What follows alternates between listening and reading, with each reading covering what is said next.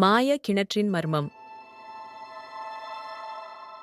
கோடை விடுமுறையில் சந்தோஷமாக கிராமத்துக்குச் சென்றான் ஆனந்த்.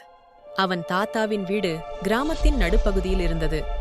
ஆனால் வீட்டின் பின்புறத்தில் ஒரு பழைய கிணறு இருந்தது. அது பற்றி பெரியவர்கள் எச்சரித்தனர். அந்த கிணற்றில் இரவெல்லாம் எச்சம்தான் ஆடும்.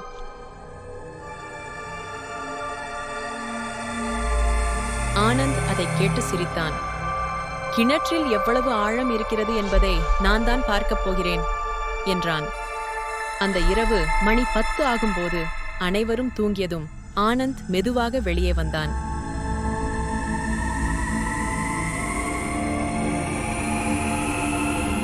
தென்றலுடன் உலாவும் மூலையில் இருந்த கிணற்றை நோக்கி நடந்தான்.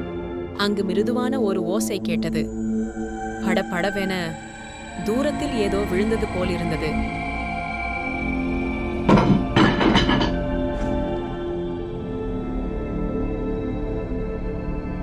ஆனந்த் கிணற்றின் மேலே நின்று டார்ச்சை கிணற்றின் உள்ளே அடித்து பார்த்தான். கிணற்றின் அடியில் இருந்தது ஒரு பெரிய ஒளி. திடீரென கிணற்றிலிருந்து கை ஒன்று அவனை பிடிக்க முயன்றது. ஆனந்த் ஆ என்று கத்தி பின்னோக்கி ஓடிவிட்டான். வீட்டுக்குள் வந்து கதவை பூட்டினான். 3 முறை கதவை தட்டும் சத்தம் கேட்டது. அச்சத்தால் திடுக்கிட்டு கதவை பார்த்தான்.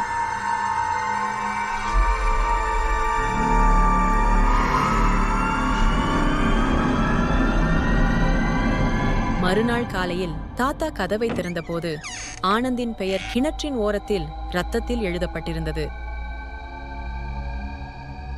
அதன் பிறகு கிணற்றின் மர்மம் இன்னும் தொடர்ந்து கொண்டே போனது.